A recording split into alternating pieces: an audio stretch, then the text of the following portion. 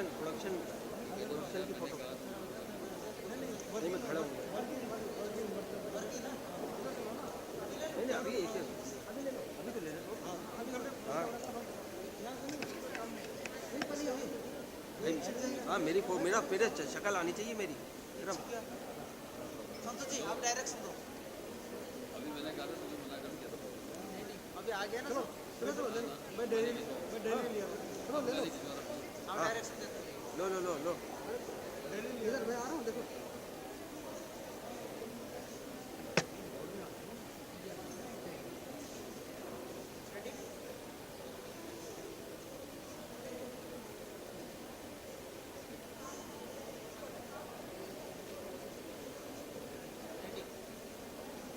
आगे दो।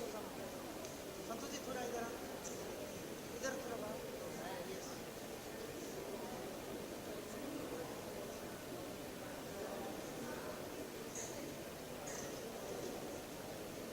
आ गया गजब भाई। हाँ यस सुनना, अरे तू भी तो और आप बैठो। संतोष थोड़ा है ना, इनका ले लेता हूँ थोड़ा। अरे हाँ नकली करना ही। हाँ यस रेडी।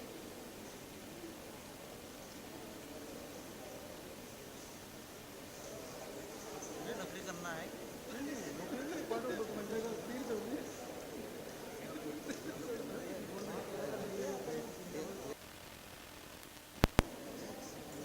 गजब चका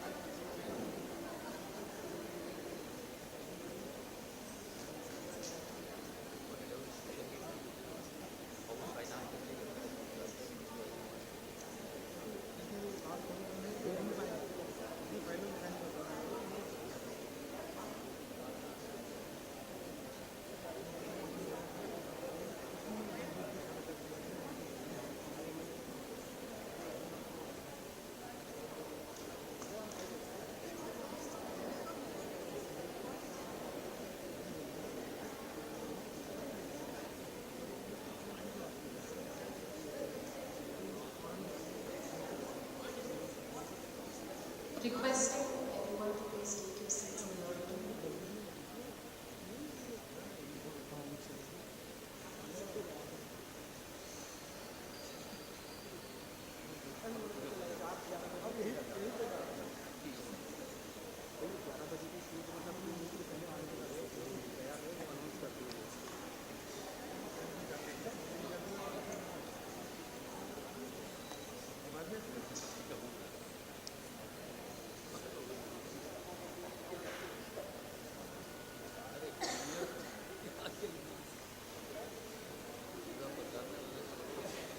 इससे ज़्यादा इम्पोर्टेंट बात है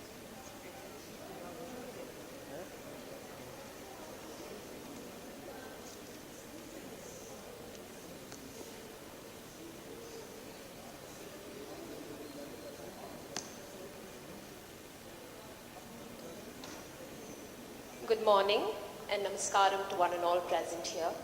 It gives me immense pleasure in welcoming you all to Day 2 of the Amrit Yuva Kalotsav 22-23, a festival of music, dance and drama brought to you by Sangeet Natak Akademi, a National Academy of Music, Dance and Drama, New Delhi, and Kalakshetra Foundation, an arts and cultural institution dedicated to the preservation of traditional values in Indian arts and craft, especially in the field of Bharatanatyam and Carnatic music, based in Chennai.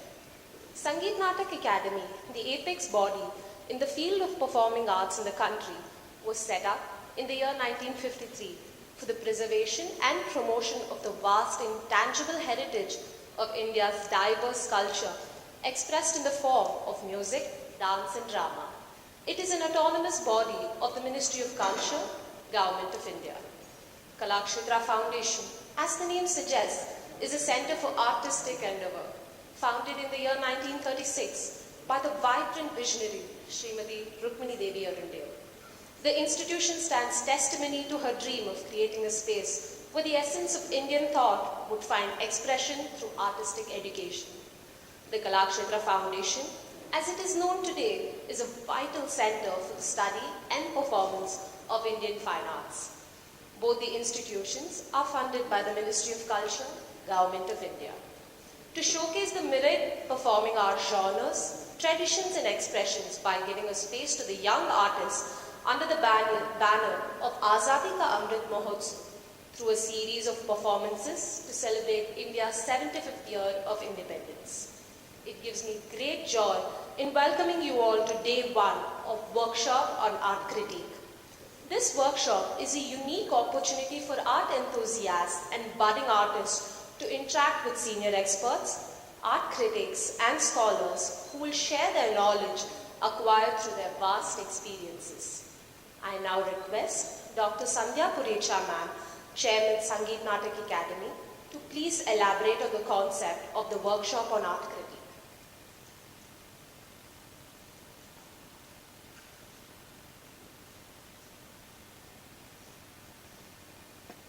Namo Namaha. All respected gurus, art critics, students who are physically present and also online, Namaskar. In Natya Shastra, very beautiful shlok is that Natat Jnanam, Natat Shilpam, Nasa Vidya, Nasa Kala, Nasa Yogam, Natat Karmam, Natyasmin na Vidyate. So Natya is inclusive of everything. It means the performing art includes all 64 art forms. During our GC meeting, the first GC meeting, senior dramatist Bhanu Bharati ji proposed that if you are doing a youth festival for dance, music, puppet, drama, and also you're planning for some workshop, why some? There's a need of art critic. Can we do that? And this was well supported by Ashish ji from Bihar, one of GC member. And I immediately took an action on it because there was a course which was conceptualized by Sunil Sunkara and designed by Simran Khurana for Kalidas University, a postgraduate diploma on journalism for performing arts. And that struck me that before we start any course, let's have a churning of it. Let's start talking to the seniors and conversation with the communication, and there should be some discussion on this, and that's how this art critic workshop has taken birth, in which I feel that a lot of performing artists or the rasikas, experts, scholars feel the need to express their thoughts and opinions on various content platforms. Many research students and academicians also feel that while there is a good amount of work being done in the performing arts space, however, there are hardly any writers to document, to report, and to develop insight and share it among other artists and art lovers. So that is the point which created this healthy discussion, and there will be an email given it to all the participants. You can write your suggestions on those mail, and the queries will be resolved on the spot. Regarding the topics, I think the scholars are the best people, the art critics are the best people, but we expect the basic concept, history and scope of journalism, important skills of reporting and reporting practices, the finer aspects of editing, the fine-tune and the format writing or content writing. Also, there will be a discussion on various forms of print media and methods of writing associated with them. Writing of a new media, especially with the advent of the internet, new media has emerged, and as a fast growing means of mass communication, which will also include about the social media and online platform writing. Along with that, to know the technology, the sources for this will be also discussed, like every field, whether it is dance, music, drama, etc., has its own nomenclature, culture and their own technique. So understanding the terminology is very important for success writing. So that also will be a part of discussion. Then, of course, the English language or creative writing process, grammar, good writing practices, maintaining editorial writing, feature writing, news writing can be also discussed.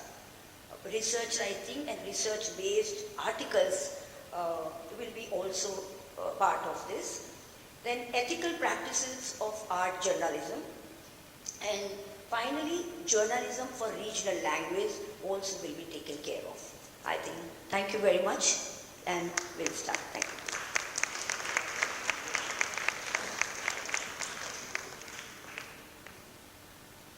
Thank you so much, ma'am. I now welcome the speakers for the day onto the dais, please. Srimati Leela Venkatraman, Srimati Lakshmi Vishwanathan, Srimati Manjari Sinha, Srimati Nandini Ramani, Shri V. Kaladharan, and the moderator for today will be Srimati S. Janaki.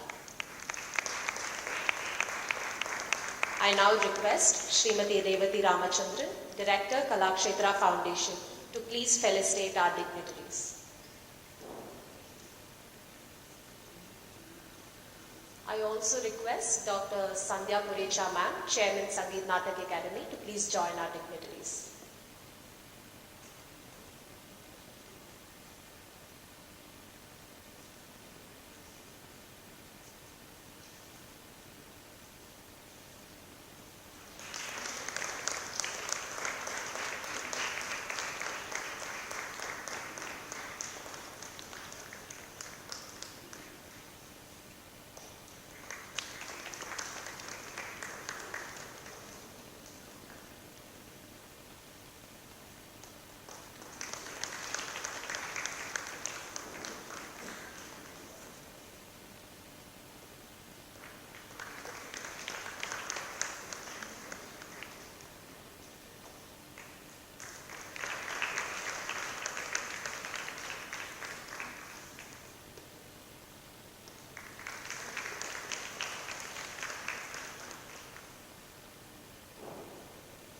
Thank you so much, ma'am.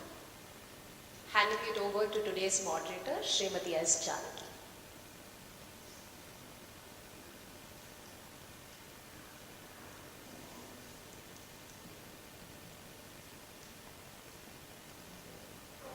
Bharata, Namaste, and a very good morning to all the art lovers who have gathered here today. After a stormy night, it's great to see so many happy faces, and it's a good, it augurs well for the arts that so many people have come here to attend this in spite of the internet. I must thank the Central Sangeet Natak Academy for inviting me and such veteran writers to participate in this art critique workshop as part of the Amrit Yuva Kalotsav. And art critique is the name of the workshop. Arts is communication, journalism is mass communication. We need imagination to perform, we need imagination to write. Arts is subjective, so writing about the arts is also subjective, but for the writer, it is a challenge to be very objective about something so very subjective. The workshop is titled Art Critique. We critique the art, but do you know? To critique itself is an art. Critique is different from criticism. Critique is a detailed analysis, assessment, interpretation, and evaluation. And in this case, it is of art presentations, and the performing arts has a very wide sweep, as our chairperson of SNA, Dr. Sandhya Purecha, said. We cover music, dance, and theatre. And in music too, we cover classical, folk, tribal, popular music, and dance. And India has such a rich culture of tremendous classical dance forms. In music, we have Carnatic and Hindustani, and the classical dance forms are so beautiful, so many of them. Critique means to review or to examine critically. Criticism is negative and focuses generally on finding fault. You say, stop criticizing. And artists generally don't like to be criticized. And critique is both positive and negative. It covers both the strength and weaknesses. It should be descriptive and balanced. Mainly, it provides a better learning environment for the arts. It creates a dialogue between the arts and the rasikas. It helps the audience and the reader to perceive and interpret different facets of the art. Its context, technique, grammar, aesthetics, etc. It helps, critical appreciation helps to build discerning rasikas. The word discerning is important because critiques can help build a rasika, help him or her grow from a lay enthusiast to a discerning rasika. And the main focus and objective of everything is betterment of the arts.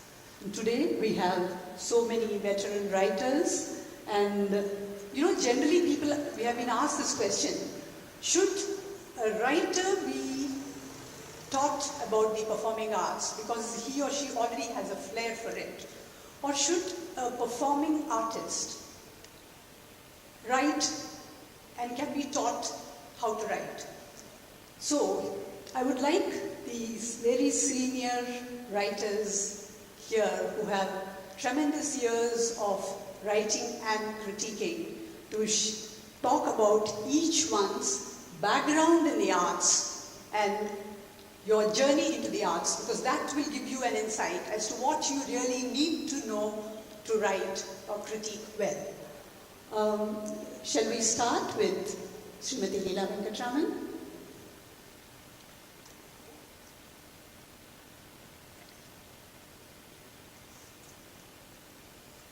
Namaskaram. Critiquing art means evaluating and analyzing art, not being judgmental all the time.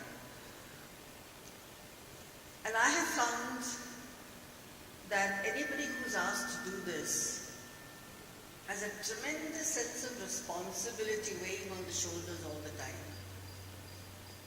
And I don't think there is any scope for feeling very superior and lording it over others. Because if you are going to be absolutely, if you are going to display your ignorance in your writing, then you will look a fool and people will start criticizing you. Now in India, unfortunately, we do not have schools where critics become specialists. And it's generally people who are interested in art in one form or the other. People who have been artists in the past and who now perhaps are old enough to devote time to just writing. And people who do a little bit of writing and who are also artists who take to the art form. And we have a motley group of people amongst dance writers, I can tell you that. I will tell you how I myself started. I had absolutely no idea of what art critiquing was, because I used to write on a number of topics in the newspapers. Then one fine day, the editor of the National Herald of all papers ran into me and he said, "Aap likhiye, art par likhiye." I said, "But I don't think I'm an expert, though I've learned a little bit of dance and all that." He said, "Koi baat nahi, likhiye." So I started writing. I really didn't know what I was writing about, I just wrote. And everything I wrote appeared. And then this went on for about 6 months.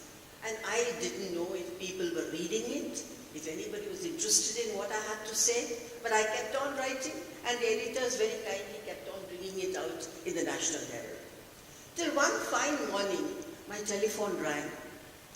And I went running to pick it up. And somebody said, "Subbudu Pesharan." I was absolutely silenced.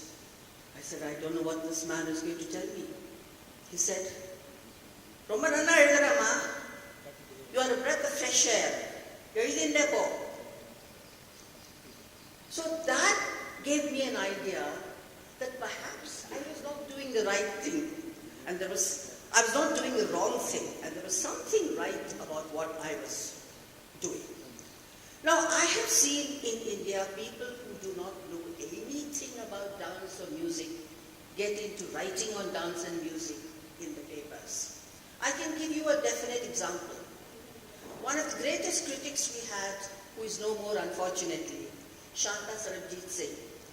She passed her law examinations, her examinations in finance in Berkeley University in America, and came to India. When she went to the papers, she said, "I want to write on law or on finance." They said, "Sorry, we have experts who have passed all the examinations and they have been writing for the papers and there is no room to take in anybody else." Then she said, "What do I write on? I have to write." So they said, "Write on dance." She said, "But I don't know anything about dance." Doesn't matter. You learn and you write. I mean, that is the position in which they had kept dance writing. It gives you an idea of what the editors really felt about it. Then she started writing for the Hindustan Times. She was a beautiful writer in English. Nobody could write like her. And though she knew nothing about dance, the way she wrote was, she tried to look at each performance and see where it fit in the international context. Where do I put this particular art form that I have seen? What does it really signify in the totality, the scenario of dance that I have been watching? She had been abroad, she had seen a lot of dance all over. And when she started doing something like this, the foreign press thought we had one of the greatest writers of dance. And right through, let me tell you, she never bothered about going into the deep intricacies of Indian dance. But she developed an eye, because she had been watching so much. In this context, what is your approach? My approach is, I think there are different ways of looking at dance. You can write something which is purely descriptive. You can write something which really evaluates. You can write something which is analytical. You can write something which puts it into an international context. I mean, there are different ways of writing on dance. And it depends on what way you are going to adapt and what your strong points are. So what I mean to say is that it's not necessary that everybody should be a person who's had all the degrees in dance and who knows all about the technique of dance. Because I have seen people come from different areas do very well in dance writing. You have some training in dance, I guess. Yes, I learned dance. But let me tell you one thing. I have understood the fact, after writing for over 47 years, you never know everything. You are always learning. You're always in the learning curve. You can never give it up. And writing is a learning experience more than anything else. Because you are exposed to so much. You look at so much. And the more you look at, the more trained your eyes become. You know, the way the body moves, where the weight is, where it should be placed, where the person is going wrong. I mean, these are little subtle things which you begin to understand the more you watch dance. Yes, if you have really used the body, it's a very, very big help, I can tell you that. Because a user of the body knows exactly how the body behaves in movement. And when you see another person using that person's body, you know where the person is going wrong or where the person is doing very well. So I think for using the body is one of the very essential things for a dance writer. And people like Sunil Kothari, for instance, they got into dance, he started learning Bharatanatyam. He went to a guru to learn a little bit of Kathak. He never became, I mean, the idea was not to become an expert, but he had to know how the body moved. It's very important. And in Indian dance, when you're writing, you know, there are so many angles that you have to think of. You have to look at the music, you have to look at the literature that is being used in the particular language, what the meaning of that is, how you're going to interpret it in the language of movement. Lots of things that you have to see. I think Neelaji's point brings out yet another point, which I mentioned at the beginning, that a good writer can become a good critique person by starting to write and then moving deeper and deeper, learning about the art. And you don't really need to be a performing artist to really know about the art. And from here, I would like to swing to the other side, because Srimati Nandini Ramani has been a performer also for many years. Even Ms. Lakshmi Vishwanathan too has been a performing artist for tremendous years. And I would like both of them to tell us about their journey and what they think about this point, about whether an artist makes a good writer or a good writer becomes a good critic by learning more about the art.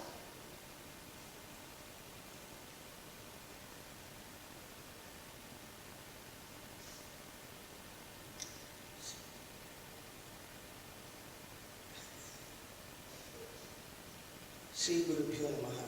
Namaste. Greetings to chairmen and Dr. Sandhya Pavicha and all my colleagues and the dais and friends in the audience.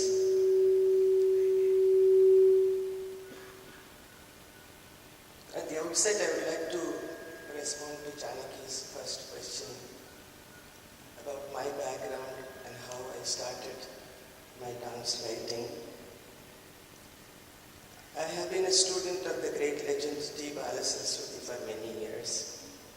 And probably I was the only one to travel with her till her last days and have the best of her knowledge and repertoire. I never knew, just like Srimati Leelaji said, anything about writing. Writing was very much in my family because my father, being Dr. Raghavan, the illustrious Sanskrit scholar, I had a fair knowledge of writing, reading, and editing, and proofreading, all that stuff. But actually, writing on dance came on me suddenly on a day when I was worshipping at Sri Kabalishwara temple. There was a gap in the Hindu when there was no dance correspondent. So a senior musician recommended me, and Sri SVK, who was writing the music column, took me to Mrs. Nirmala Lakshman, who was very happy to invite me to write. I said, "Madam, I don't know any writing." She said, "You write, I will see. If it is okay, I will accept you. You can be part of the Hindu." And then she gave me a contract. The first thing I wrote was Shiva Dhanubhangam of Venpati Master. As I started this journey, I was very nervous because dancing is one thing. You can do a concert and then, be satisfied or satisfy the audience that is there.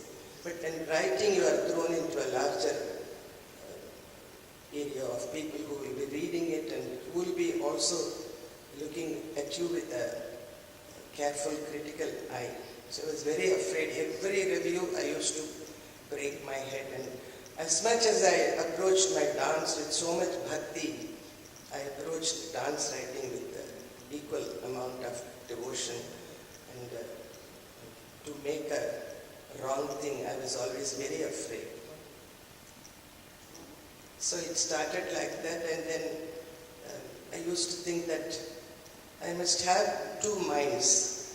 That is, one which is very much dedicated to Sampradayam according to Balasaraswati's, the royal path which she has shown me. But at the same time, my father's aesthetics and generous heart to observe the good and take the positive things and march ahead with the positive vibes. That was there in me. So I chose, as part of my methodology, first look at the constructed things. Even an average dancer would have trained so much from morning till evening to present a performance. And whatever the teacher has taught her, she is doing.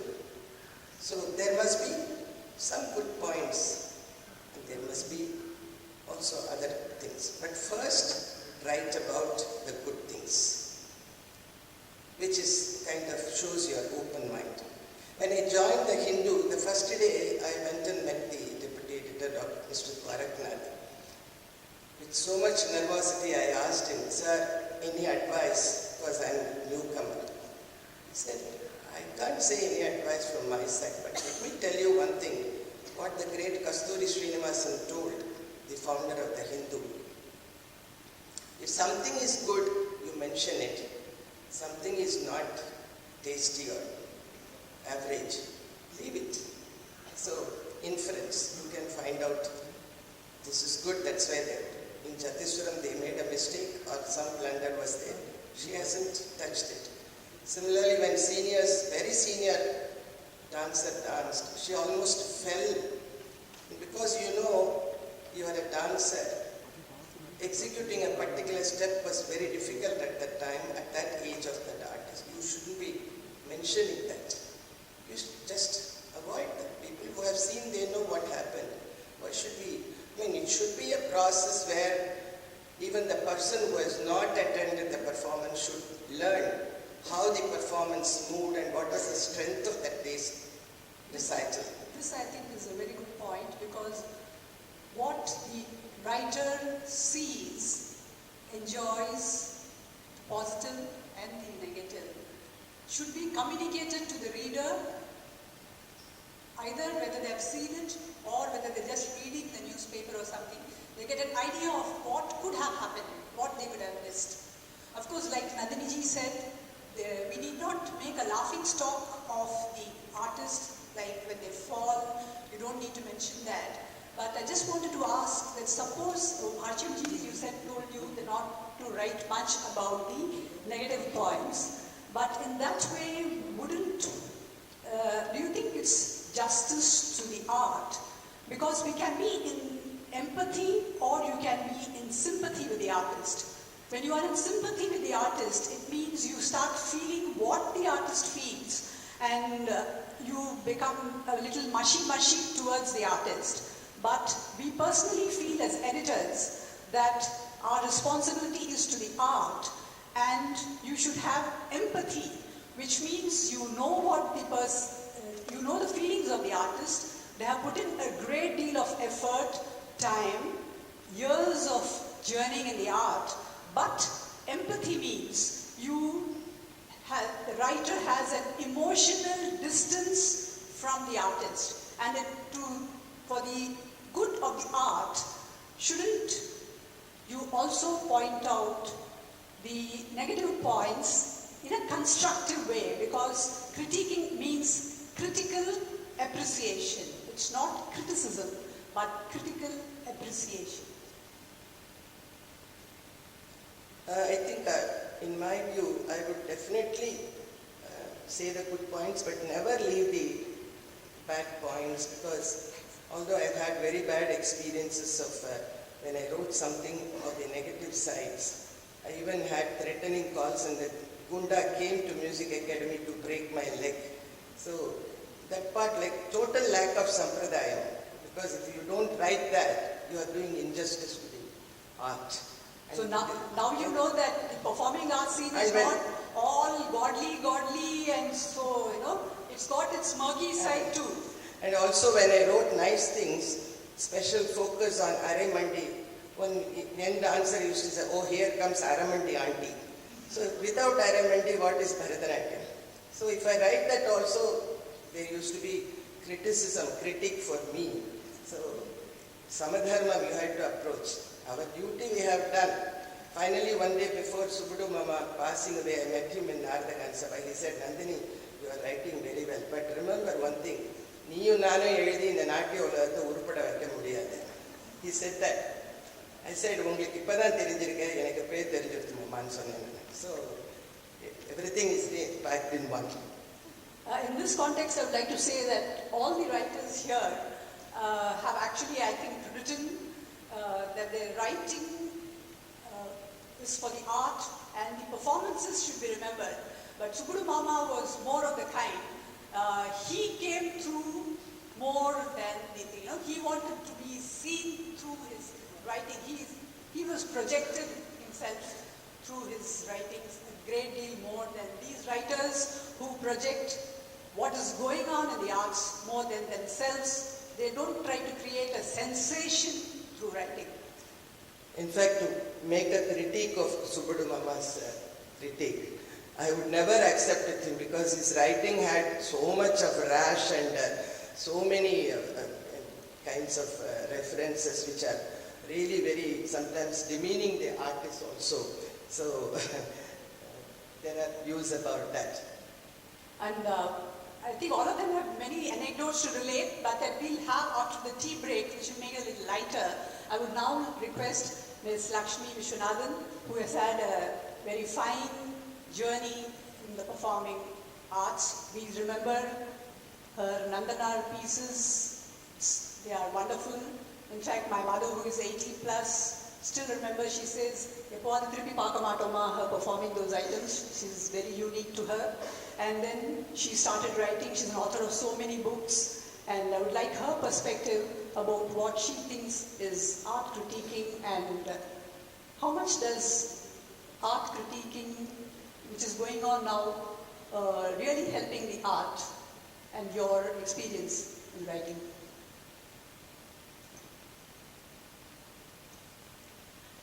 Namaskaram to all of you present here, and the chairman of Sangeet Natak Akademi, as well as Director Revati Ramchandran, and my colleagues, writers.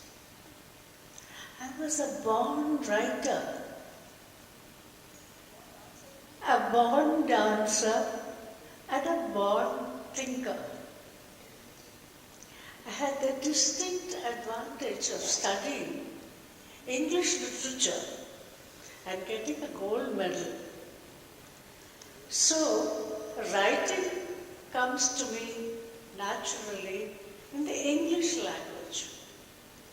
I'm very observant about art, having studied music and dance, and seeing a lot of dance from childhood. I can view any program critically, but I'm extremely fortunate that I didn't have to review all of them. I could enjoy what I could enjoy. I could feel disappointed if a great artist was not up to the mark on a particular evening. I could love a dancer for being original. I could love my own dance because I've always been passionate about dance. All my writing has been features. There have not been critical reviews. I refuse to do that because to this day I'm performing. So there would be a conflict of interest. But with the internet coming up and blogs requesting me to write essays on appreciation or my observations, I'm glad to do that because there may not be many artists who have seen some of the great artists of yesteryears. In fact, with the great help and encouragement of Kalakshetra and Srimati Revati, I've been editing the Kalakshetra journal, which Srimati Rukmini Devi started. And that encompasses all the arts, not just music and dance, but sculpture, architecture, painting, you name it, aesthetics. So I think any writer, if they venture to write about one art, they better know something about the other arts. You cannot go to a Bharatanatyam performance and kush, enna ragam enna thalam idu. No, the critic exposes herself by being innocent, ignorant, generally untrained for the job. So I feel that schools of journalism can introduce maybe one semester of arts writing, because it is important now to enhance people's knowledge about our arts. That is why we have so many Natya Kala conferences, music conferences. They're all educational. But when you read a huge review, of course, if the huge review is about me, I love it. But people today cannot read huge reviews. In fact, many of my friends who have nothing to do with dance read the Friday Hindu. If I tell them, why don't you come to my dance program? Illamma, photo romba nalla irundhathu. So, I just want my picture to appear in the newspaper.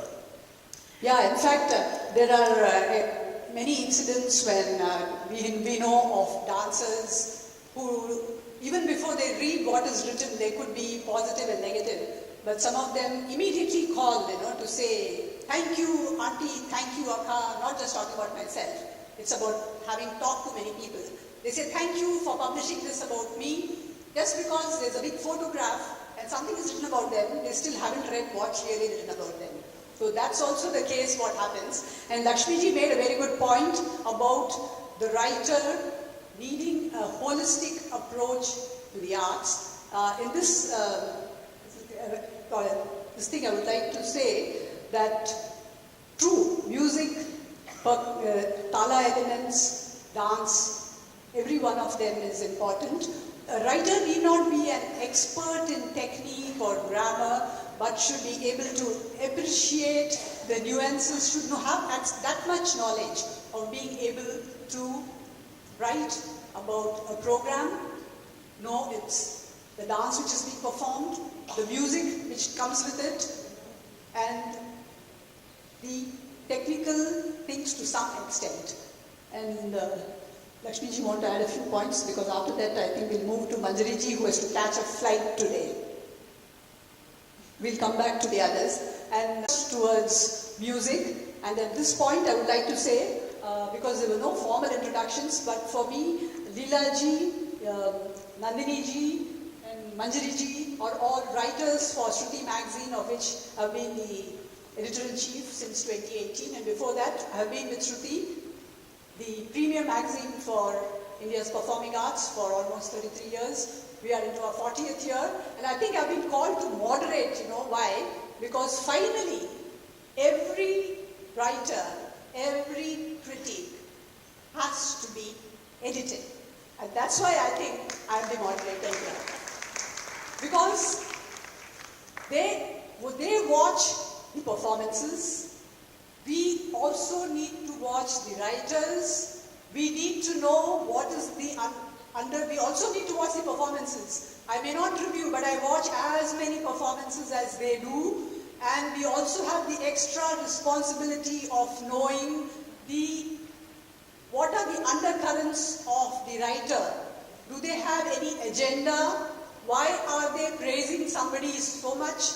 Or why are they downgrading somebody so much?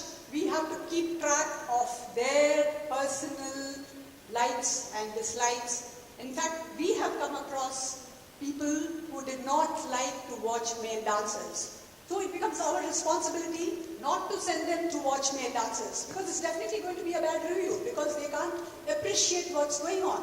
So we have these responsibilities. Then we've heard of instances where they've had a little tiff with some top artists. In that case, we cannot ask that writer to go and cover that person's performance or the festival being organized by them. So all this has to be, we have to keep track of every such thing as editors. And as editors too, we don't need to be, experts. Like I can say I have dabbled in most things. I've learned Bharatanatyam, I've learned Carnatic music, I've learned painting, I have done commercial art management. But that doesn't mean I know everything, no. It gives me the ability to appreciate and makes me efficient. And I have after my master's, I've got my bachelor's of journalism from Banaras Hindu University. So this helps us do justice to the art. That's what we say. Try to equip yourself and you can do justice to the art through the artists and the performances you watch. And now from dance, I would like to move to music. Manjari ji, Srimati Manjari Sinha, is a veteran writer of music. And I would like her to share her experiences and her journey and her training, how she got into this and what she thinks is also the present state of writing, how it's changing. Hello. First of all, I want to thank the Sangeet Natak Academy and Kalakshetra for giving me this opportunity to talk about my experience and about the workshop, take part in this workshop of art critique. But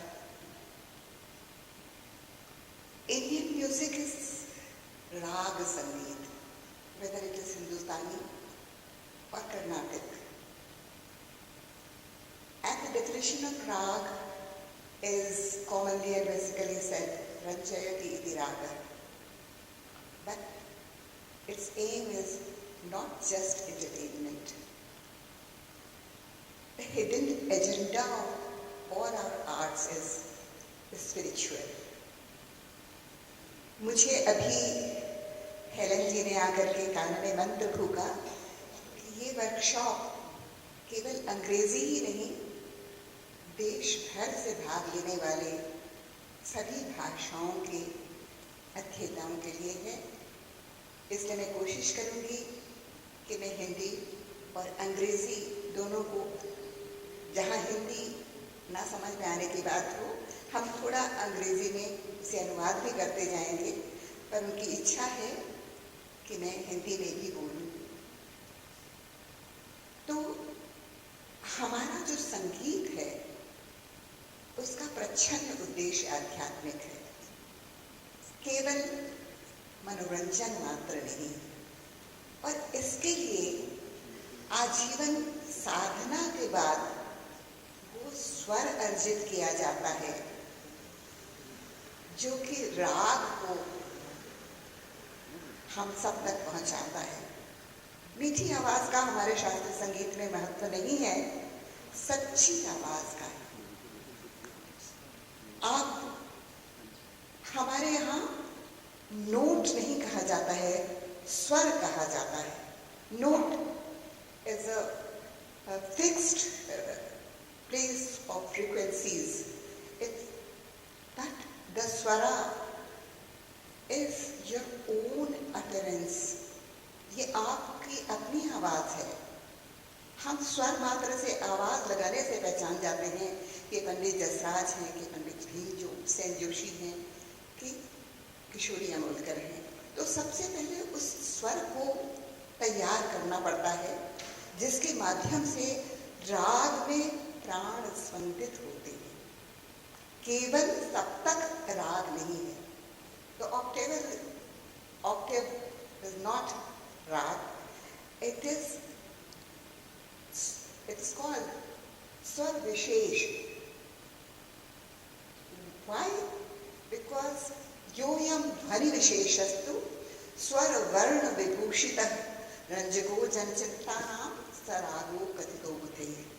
तो उसको अपने अभ्यास से उस स्वर में एक आलोक पैदा करना होता है और तब जाके वो राग के लिए अभिव्यक्ति क्षम बन पाता है। It's capable of carrying the thoughts of the raga. First thing is this. संगीत का व्याख्यान बहुत ही सुंदर है कि स्पेशली आपने जो कहा कि सिर्फ मीठी स्वर या sweet voice is not something, is not main. It is the yes, true voice. Yes, the true voice which comes from within, you know. Yes. So that was a very good point. Yes. And can you also tell us? Yes, because in our music. Can you tell us about? Are you a trained musician also? How did you develop this? And how did you come into this writing? I see. तो यहाँ सभी संगीत के जानकार हैं और जैसा जानकी जी ने कहा कि हम कैसे इस प्रोफेशन में आए उसके बारे में वो जानना चाहती हैं। तो ये इसकी बड़ी मज़ेदार सी कहानी है। हम लखनऊ बिलोंग करते हैं और वहाँ पे तानसेन त्यागराज समारोह एक हो रहा था और हमारे सज्जन बगल में जो सज्जन बैठे थे वो कह रहे थे कि सारंगी बड़ी बेसुरी है। I told him that sarangi is not बेसुरी, it is the tarab katar of Gandhar which is Besura. If he tunes it in between, it's a wonderful player. This shows she is trained in music. And that's what's happened. He tuned the tarab katar and he said, yes, you're right. And the other instance, like the tabla wala is ठोके जा रहा है तबले को. And I said, इसको उतारने की जरूरत है. स्वर को चढ़ाने की नहीं, उतारने की जरूरत है. So these 2 points he notes. And he asked after the program, Mandirji, why don't you write about it? The whole festival. And we go, how do you say so? I didn't know there is something writing about music also. Because I thought that music is a thing which is expressed through swara, tal, bhav, rag, not by words. It's an art which is ineffable. How do you express it in words? But he said, no, the way you have expressed it, quite often I have said that you are a very intelligent listener. Please write about it. I'll come in the morning.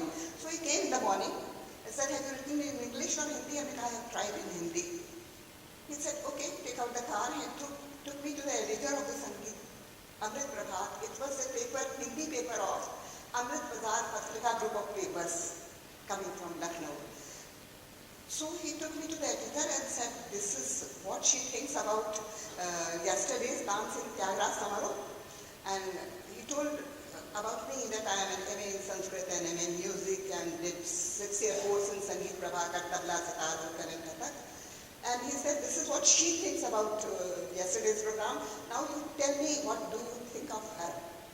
And he appointed me then and there as music and dance critic. So it's a very dramatic way that I came into this profession. Madhuri, here I would like to say, you said initially you generally thought that music is, dance is to be watched, to be experienced, to be enjoyed. Now, over the years, what do you now think about writing about music and dance? Have your views changed? And Yes, what has happened? Can you share that? You see, our music is a very demanding art. I have written my points in English because I am not very fluent in English. So I have to read it out. The second and most important thing that is not possible to respond to Indian music, Indian classical music, whether Karnataka or Hindustani, passively, without any involvement. The intellect and emotion have to be acutely alert to raga music. It needs conscious, expert listening with a carefully nurtured effort of attention, because it doesn't merely entertain you, it uplifts you, it informs you. तो इसको बहुत ध्यान से सुनने की जरूरत होती है.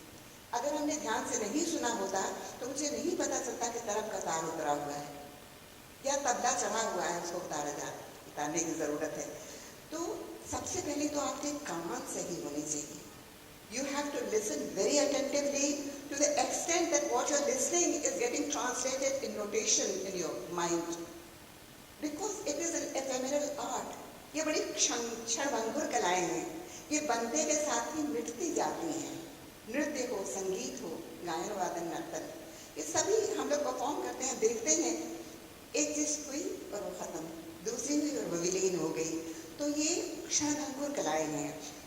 लेखक का काम है उस परफॉर्मेंस को फिर से पुनर्जीवित करके उसको शब्दों में अभिव्यक्त करना. That's a very good point. जितने जाने वाले देखने वाले होते हैं, चाहे वो पढ़े लिखे हो, चाहे डिसर्निंग हो, चाहे lay people, everybody understands it's not good music, it's bad music.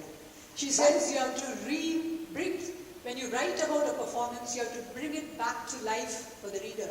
Which is a very good point. And it means, like she said, immense concentration on the part of the writer. And here I would like to say that the modern trend of writers and the audience sitting with their cell phones and texting immediately, here she's singing this raga, here she's lifting the right leg, there the left leg has gone, the aramandi, oh God, this, that. That is very disturbing, not only to the artist, if you're especially in the front rows, but it's equally disturbing for the writer as well as the audience which is there to enjoy and appreciate the performance. Exactly. So I told that very discerning listening is concerned for a writer who's going to write about it, because it's ineffable art. You have to relive it, you have to remember it, what was performed, how it was performed. If the raga was used, the shruti about that, because I told you the swara are not the normal swaras. The same Komal Rishabh is different in Bhairav, in Ramkali, and Gundkali. Yeah. There are different shrutis that are enhancing its beauty. So we have to be very alert about that. The same Shuddha Gandhar is in Bhopali and in Deshkar. What are the nuances that make the difference? Your ear should discern and tell you so that you can assess it rightly and judge unbiasedly. The integrity in a critic is a very, very important thing. You should not go with what kind of dance you like, whether it is Bharatanatyam or Kathak, or we have to see everything. Yeah, be particular about the हमें खाली ध्रुपद नहीं सुनना है, खाली ख्याल नहीं सुनना है, खाली ठुमरी नहीं सुनना है, हर एक के बारे में. What Lakshmi said, that our arts are inter related, हमारी कलाओं के अंतर संबंध का हमें पूरा ज्ञान होना चाहिए।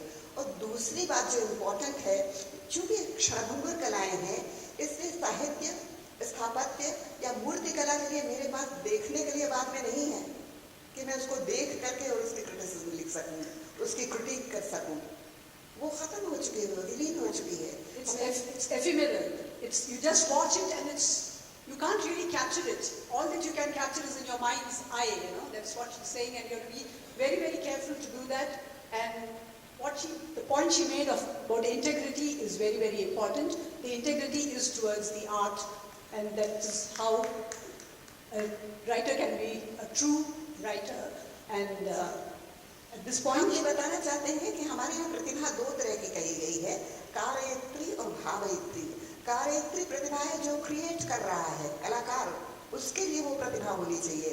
और भावयत्री प्रतिभा जो आप में भावन करा सके, जो खत्म हो चुका है उस प्रोग्राम के बारे में आपको आनंद दे सके, आपको रसास्वादन करा सके, वो भावयत्री प्रतिभा एक जरूरी शर्त है कृतिक की।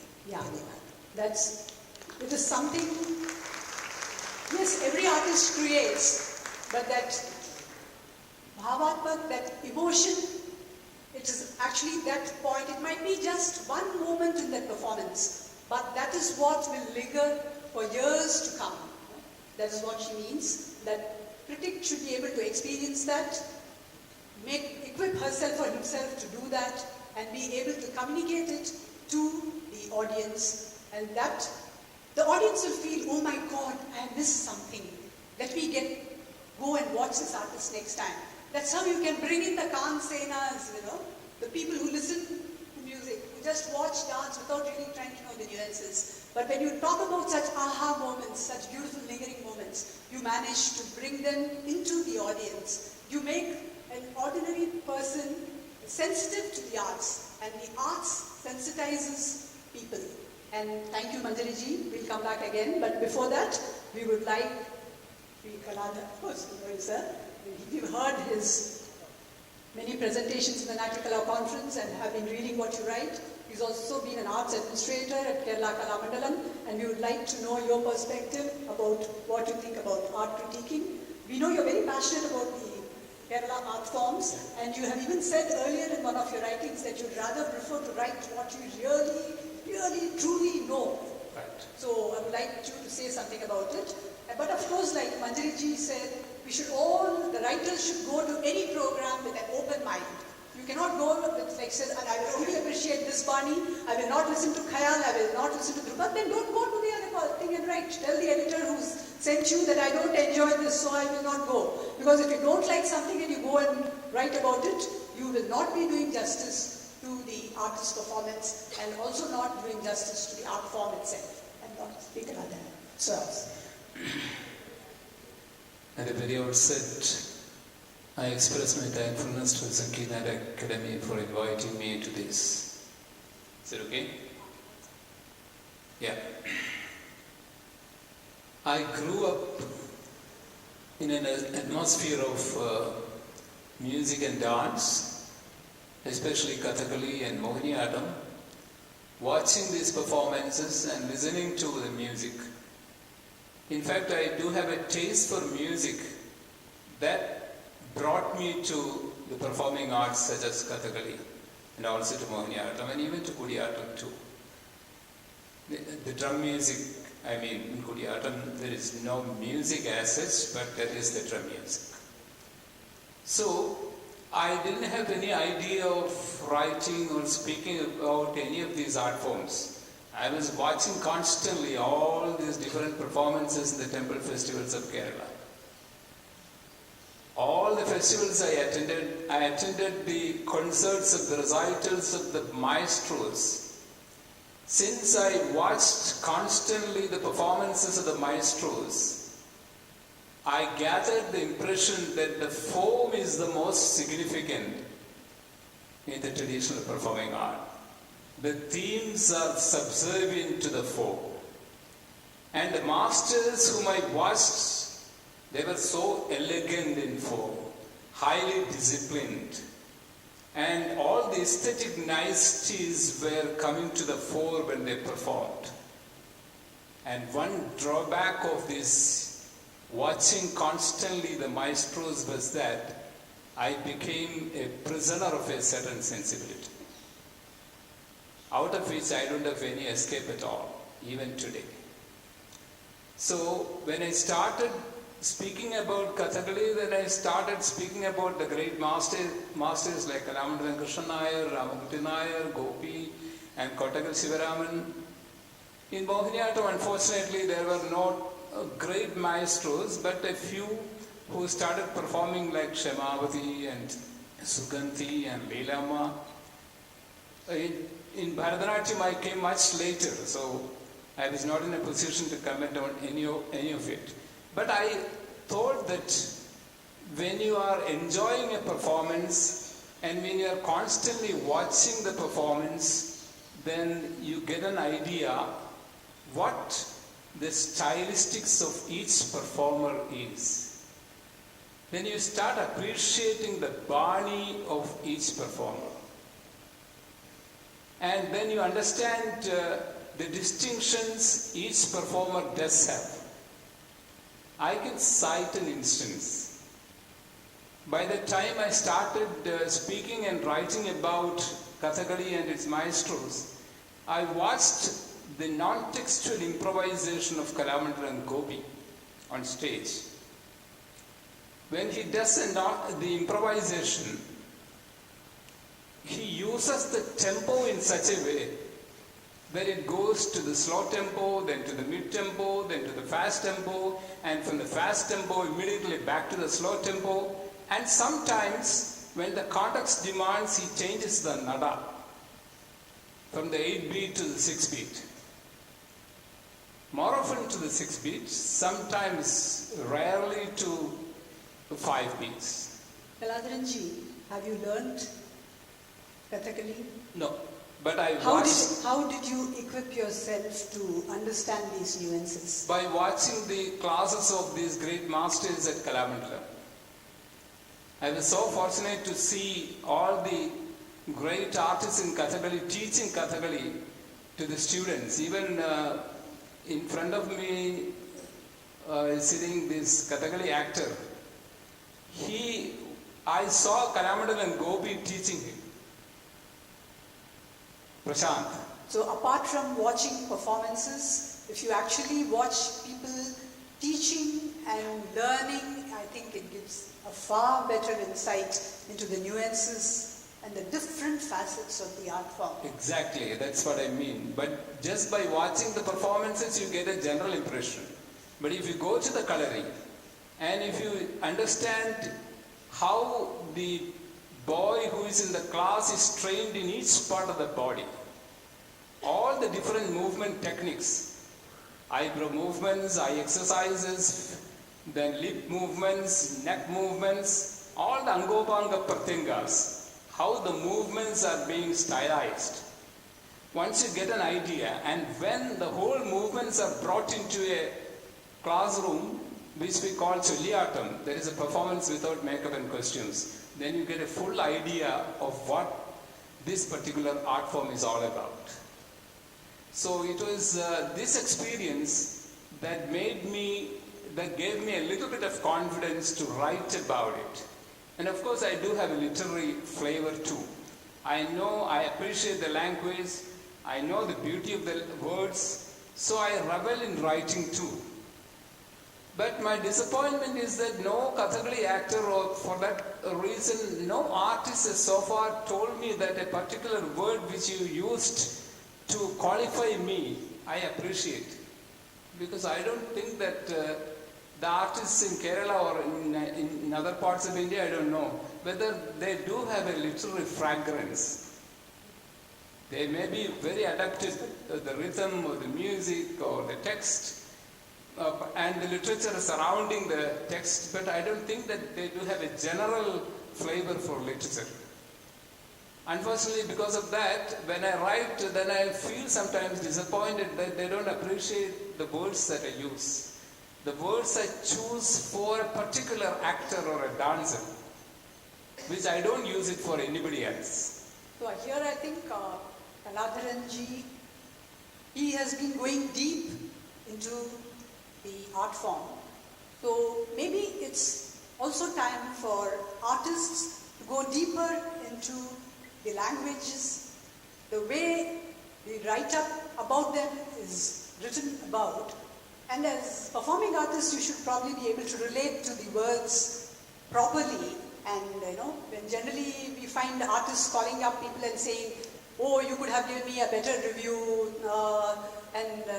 this photo I thought will be bigger, but it's small. This I heard from some of the editors with whom I spoke a few days ago.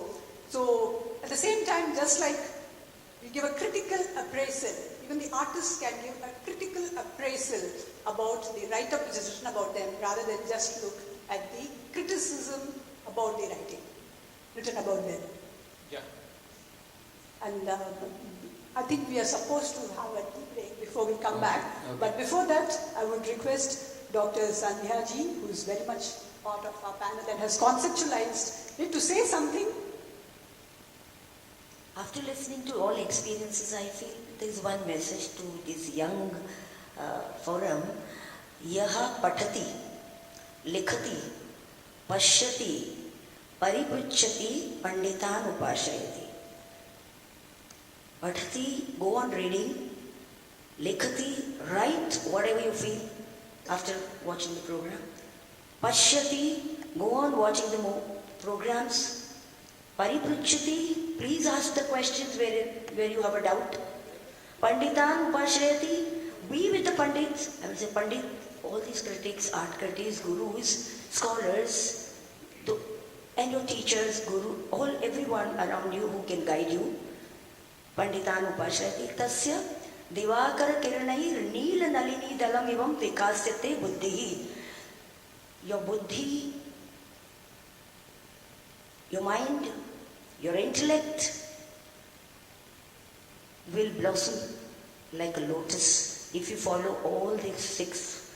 And that is what the conclusion. Thank you very much. Thank you so much, Dr. Sandhya. That was a fine ending to this session. And we have all heard of chai pe charcha.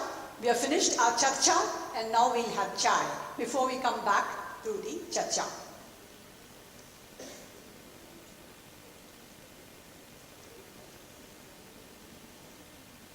It's okay for us.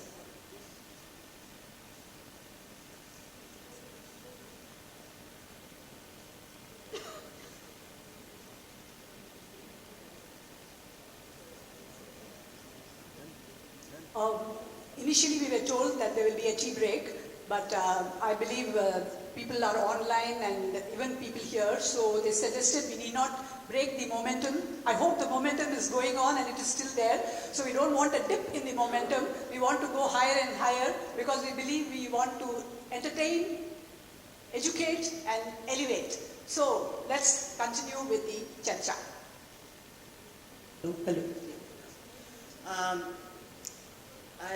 Few things which I learned on the way while I've been writing in the last so many years.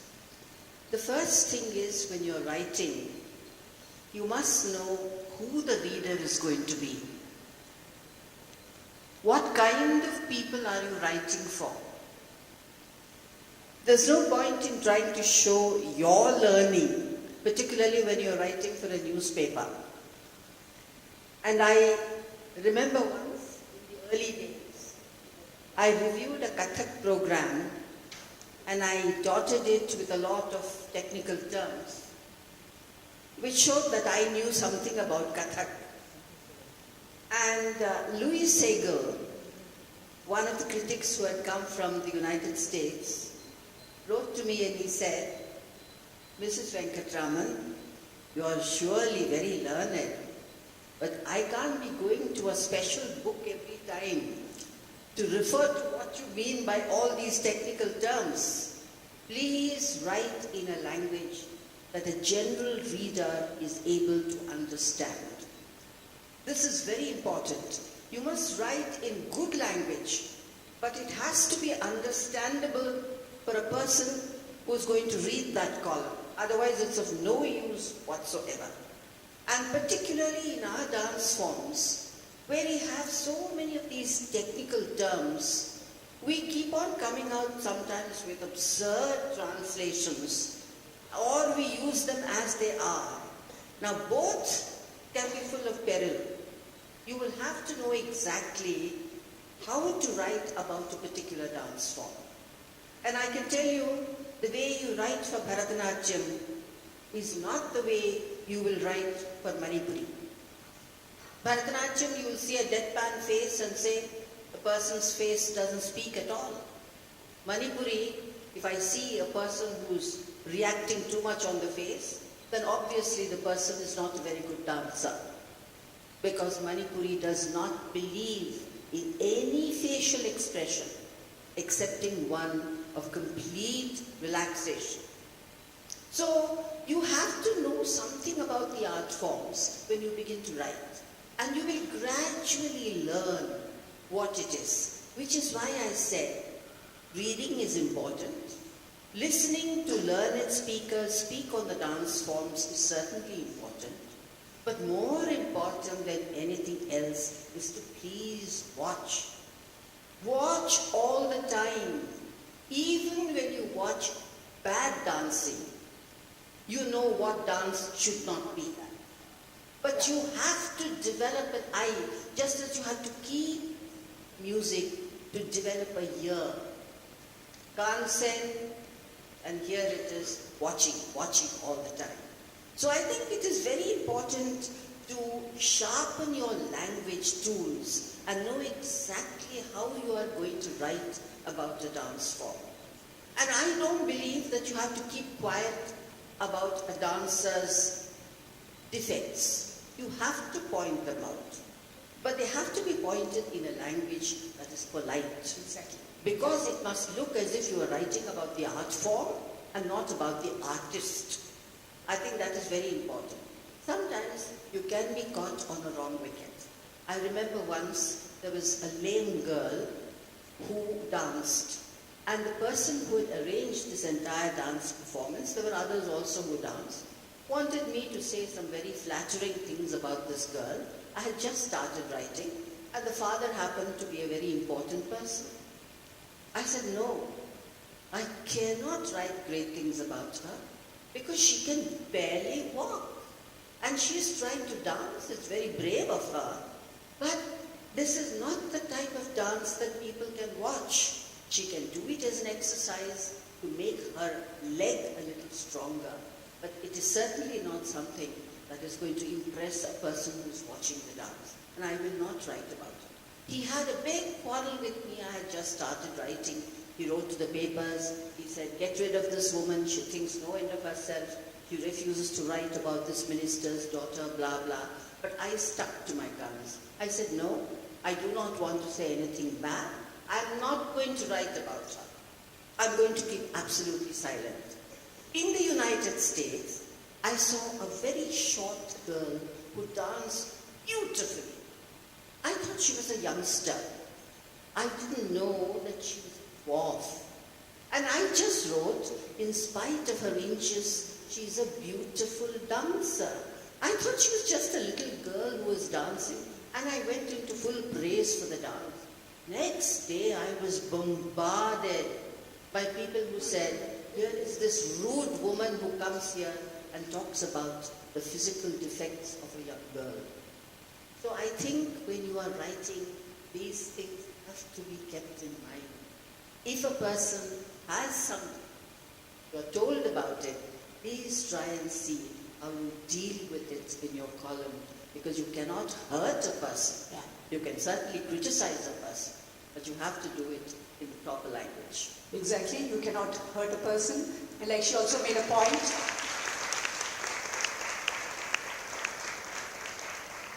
but that doesn't mean that the defects cannot be pointed out.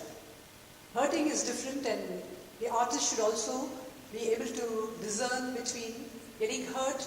You can't get hurt when a defect is being pointed out. If it's a direct hit at you for something, that should be hurt. Everybody can get hurt if I'm criticized, but that doesn't, you can't say that you cannot point out my defects. So The artist, when any artist comes onto the public platform, should be open to both brickbats and bouquets. All of us have had many incidents, maybe you'd like to relate, and like Leela ji said, she made a very good point saying you should know who the audience is. If you're writing for a newspaper, the language will be different. If you're writing for a magazine, say like Shruti, it will also be different because here the readers cut across, it's a cross section, but if you are writing for a journal, then the technical terms become very important. Diacritical marks become important, but initially when we tried saying using diacritical marks in Shruti, people said, oh God, my God, it's so difficult to read, we can't make out it is Chatura or Katura. So we just came out of the diacritical marks and decided to make it accessible to the reader because the ultimate aim is to make it accessible to the audience and to the reader. So you should know what and where you're writing for, and she made a good point. So next we move to Ms. Lakshmi Vishwanathan. I think Leela ji has made some very good points, that different styles of dance require different eyes. But that comes only with the experience of watching different styles. And it's possible for any dancer, because you know, dance is a universal language. If you are a master of Kuchipudi or Bharatanatyam, it is not difficult for you to understand Manipuri or Kathak. You can absorb by watching more and more. And basically, you know, our Shastras have said that a spectator should become a Sakradaya. That is, the art should reach your heart and you should start loving it. It's a reflection of the beauty of the art in your own mind and heart. So a reviewer or a writer should become a Sakradaya, should become a Rasika, because unless they have that kind of empathy with the art, they will not be able to enjoy it. And if they don't enjoy it, they are not going to understand it. So as the Natya Shastra and Abhinav Gupta and everybody have said, art is there. It will not go anywhere. In our country, it has been growing rapidly and more people are into art and dance and so on. But the question remains, how the others who are not artists should be made to feel that they can be part of this. There are many people who say, I don't know anything about art. Now, I always tell them, please don't be proud about that. You have to be ashamed to be an Indian and say, I don't know anything about art. Art, we are surrounded by art. Lakshmi ji, you've got the Whether applause. it is music or dance, we go to the temple, we walk out of our homes and we see the column, that's an art. We look at our Ravi Varma pictures of Lakshmi and Saraswati, that is art. So how can you say you don't know anything about art? Art is in your heart. So unless you are more conscious of it, you don't need to do yoga. You just have to be conscious. And when you become a Sakradaya, naturally what you write will be understandable by others. You're not going to show off your knowledge. You're going to share your appreciation. Because artists want appreciation. Especially today, when the media coverage for art has shrunk so much, I think appreciation is a leg up for every artist who has spent a whole life practicing this art, perfecting it, teaching it to hundreds of people, explaining it all over the world, and writing books about it. There is no one-dimensional artist today. Every artist is a scholar, a researcher, a speaker. Even during Arangetram, they explain to you what they're going to dance. So you see... Here of course there's yet another point. If you're writing about an arangetram, you write it in a different way because that person is just stepping into the scene. You If need you write to about an share experienced knowledge. person, that's different. First of all, You need to share your knowledge. Arangetram should not be reviewed at all. In fact, I remember many years ago, Dinamani and some other Tamil newspapers wanted me to go and review arangetrams. I said, why? Why do you want to review? They said, no, because there are other pressures, you know. We don't know what's... So I said, no, I don't believe that arangetram per child or even a younger person should be reviewed, written about in, they want 3-4 columns about it. So I said, I personally feel arangetrams need not get big reviews in newspapers because it's more like a family show and it's become more and more like that now. And now after both of them have shared some views, it will be too late if we ask everybody to speak. We would rather have your questions and get our very learned writers to respond to what you want to say. Any questions? The first question comes from Vidushi, Srimati Charumati Ramachandran. You can take this mic if you want.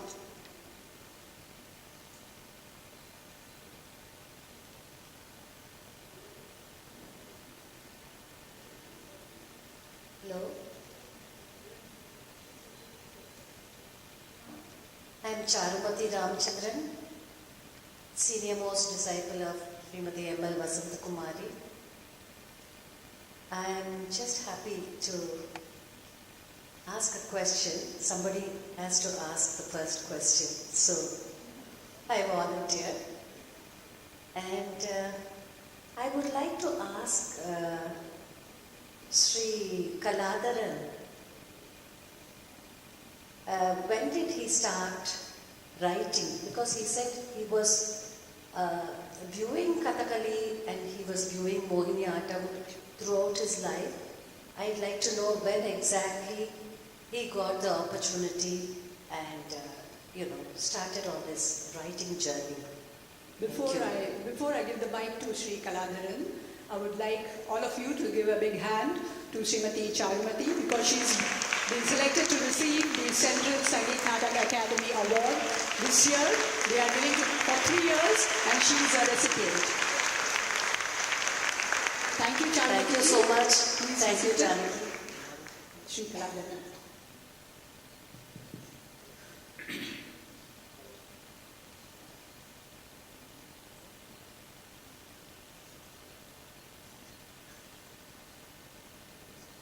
Yeah. In fact, I started writing about it in the late 1980s. That was by accident. The Madhubhumi newspaper, which is one of the leading dailies in Kerala, it asked me to write on the classical art forms because there were not many writers contributing to the aesthetic aspect of performing arts. Most of them were writing about the story of the play and a few references to the artists who participated. So they just wanted to have a little more. So editor of the weekend asked me whether I can contribute an article. So then that actually gave me a kind of inspiration to put it in words what I had in mind. Okay. Next. Yes, Anuradha, please take the mic. Just announce your name and also if you are a performing artist or a writer or a musician. Sure. Namaste to everybody in the dais and namaste to the audience. I just have a simple question. My name is Anuradha Ramesh and I'm a researcher and I'm a performing artist as well. So the question that I would like to ask is, in today's day and age, like Lakshmi Akka just mentioned, everybody is a performing artist, is a scholar, they have various, aspects to themselves. So when they write about themselves, then it becomes the ethical problem comes into question, and everybody seems to be saying that they know what they are doing, and then when somebody else is coming and telling them, perhaps this is not the right way to do it, then there is a problem. So I would like to take your, I would definitely think that all of you started writing while you were in the fields practicing for some time, or was it after? Those are the two questions. I'll take this question. At this point, I would also like to point out, Dr. Sandhya ji, in the very beginning, she said there is something called ethics in journalism. Ethics in arts could be different, but ethics in journalism, because I'm also an arts journalist. According to the ethics in journalism, if you are a performing artist, active one, if you're an active performing artist, you should not be writing about other performing artists, because a lot of personal equations come into it. It may not be directly personal equation. It could be, they could be, like, oh, she is more famous than me, or he's more famous than me. I like this is my Bani, I only want to like this Bani, I don't like that Bani.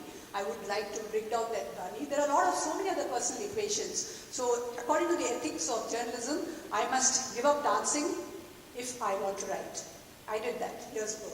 Because that's how the ethics of journalism is. I think every profession has its ethics, and writing has its ethics in the sense that if you are an active performer, you can always perform for the love of it once in a while and not take money for your performances and other things. So that doesn't come into account. But if you're an active performer, then you shouldn't be writing about shouldn't become a critic. A professional critic, shouldn't be a professional critic, but now in social media, everybody is a critic. Everybody writes about himself or herself, everybody writes and comments about the others, so you're flooded with, actually I think it's more comments, it's not really critiquing, it's comments and comments and comments. And who would like to respond? You have answered. I said also, because I was kind of sidelined when I started writing, and a decade of that period, I lost all my performances. About which I didn't repent, because I was growing on another journey and learning a lot of things. But whenever I approached any sabha or anything, they say, oh, you are writing. So as though it is a dangerous zone and nobody wants me to see perform again. But I was trying to somehow patch up by doing lectures and to show that, hey, I'm here, Bala Saraswati student. Things like that. So I'm very much there in the scene. I think she came a little too early, because had she come in this period, people wouldn't have bothered whether you're, whether you're a writer. That's a crucial period. She was a little too early for her time. Anybody else for the question? Yes.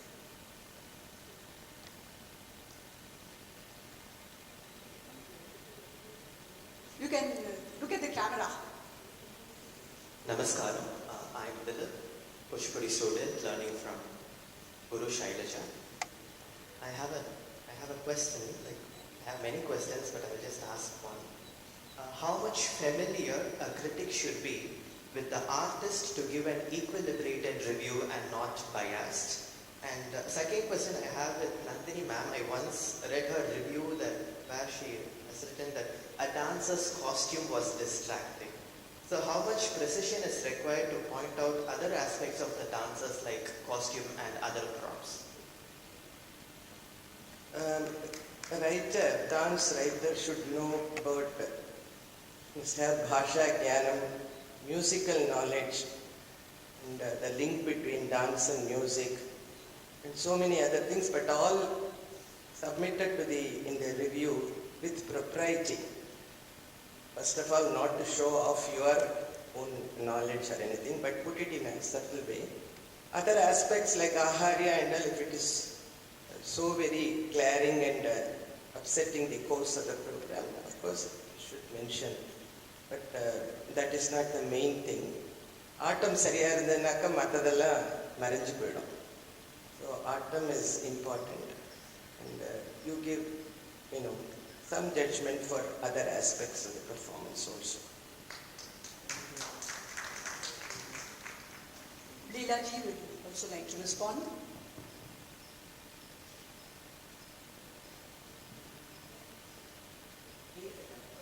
In fact, I think all the 4 Abhinayas are important even for the writer. Angika, Vachika, Aharya and Satvika. Everything has to be written about to give a holistic view of the performance. I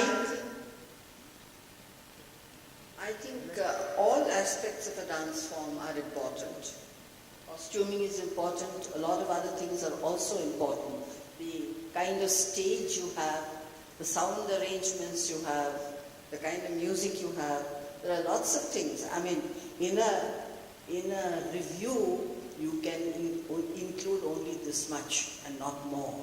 And I personally feel that if you are involved in active dancing, then you can certainly write books like Lakshmi does. And I can tell you her books are read with great interest because she speaks with a voice and which knows what it's saying. But generally I would feel that a person who's actively engaged in the performance field should not take to dance critiquing or music critiquing. Because you may be the most objective person in the world, but people will attribute notice to whatever you have to say, even if they are written with a very clean heart. So I think to avoid that, it's best that you cut yourself off from active performance completely before you go into critiquing. Otherwise, other types of writing, yes, certainly. Yeah, you may actually be a very unbiased writer, but it will give the impression, There's also what's called an impression that she will be biased because she's a performer. So it's better to keep away from that. And as a person who's deep into the art, I think the performing artists who are well-versed should definitely write books and books for youngsters to read and know and educate themselves. Am I going to the last person who asked a question? I'm Sangeet Sukumar. I've come from Singapore, and I'm on the committee of the Singapore Indian Fine Arts Society. So it's a great pleasure to see all the artists here, especially from the Sangeet Natak Akademi members. I have a question which will be a bit of a sharing. The thing is, I was suddenly reminded this morning of Matthew Arnold, who was not only a poet, but he was also a cultural critic. He wrote a voluminous thing called The Tools of Criticism, in which he actually lays the groundwork of what a good critic should be and his social responsibilities. In fact, I personally feel the critics of any art form not only need to critique the artist and the performance per se, but also to educate the audience, because they form a vital link between the artist on the stage and the artist on the gallery.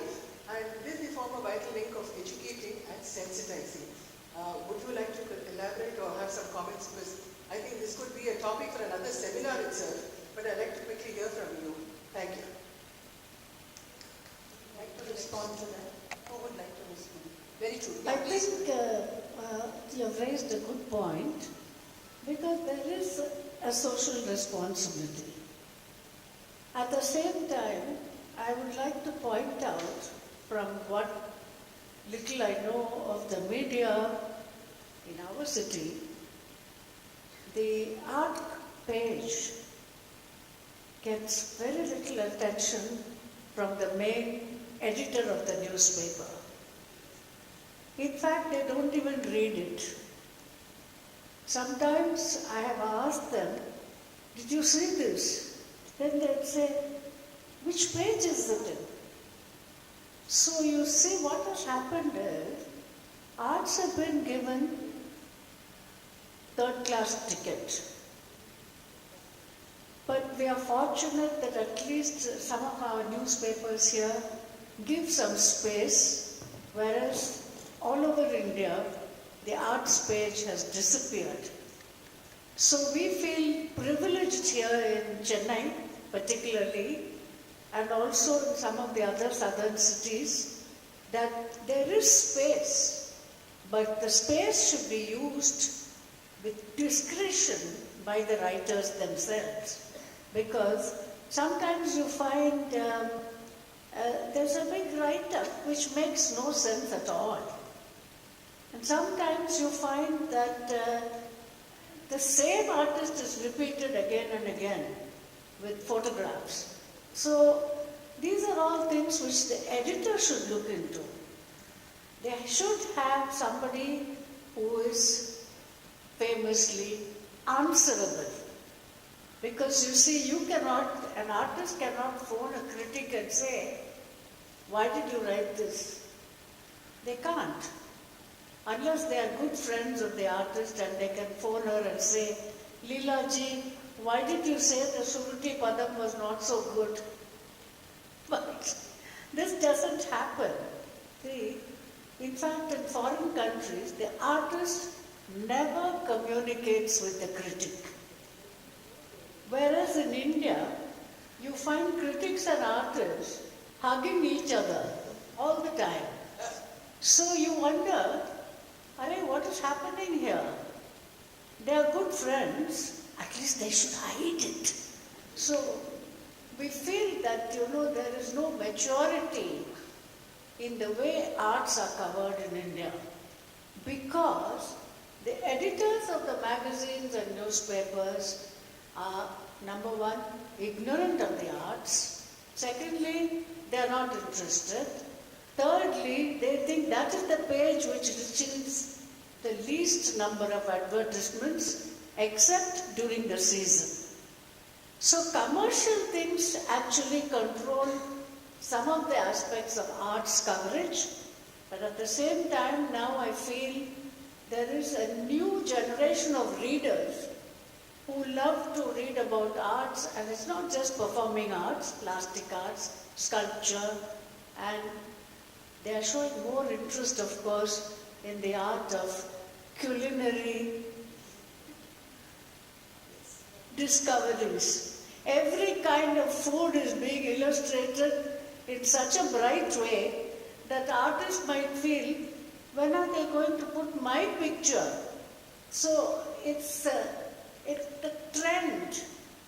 That is why the internet is proving to be more interesting. Because I know, for example, I write some blogs in a website called Sadir Dance, which is edited by my friend, and he keeps a track of how many people are reading what I write. So I wrote a piece about my experience of seeing a famous dancer. He told me the next day, 3,000 people have read it already. So I have no idea who reads what, but my features writing, I'm lucky not to be a critic, I should say. I'm very happy being a features writer, because I go to places and people come to me and say, we always read what you write. Because I write about many things. The last one was about the Tanjavur temple and the little known facts about it. But arts writing should be accessible to the reader. Even a review should be short, crisp, and understandable. The days of just quoting Bharatanatyam Shastra are no longer valid, because the ordinary reader will not know what the writer is saying. In those days, the writers used to use a lot of Sanskrit words transliterated in English. Nobody understood that. Now you have to use your language in a way that A, B, C, D, everybody understands.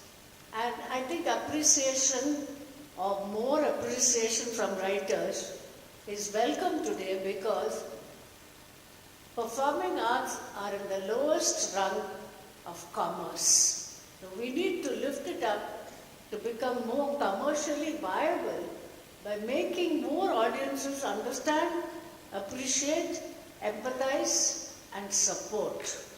Thank you. Yeah. That was one side of the picture for sure. The space for arts has shrunk, or like she said, has almost disappeared. But there's yet another side. Shruti has been there for the arts for almost 40 years. There are musicians and dancers. I think there are over 1,000 dance schools in the city itself.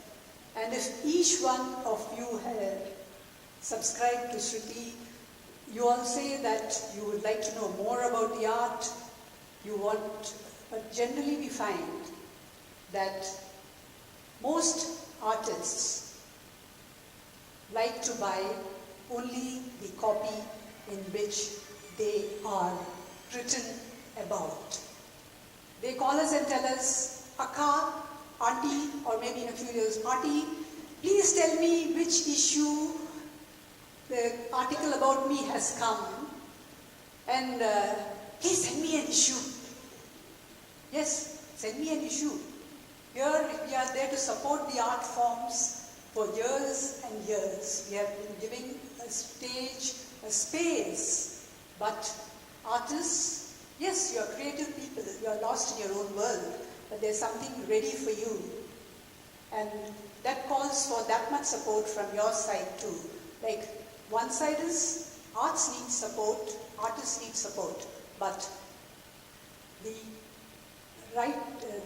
magazines and newspapers which give space to performing arts need support too.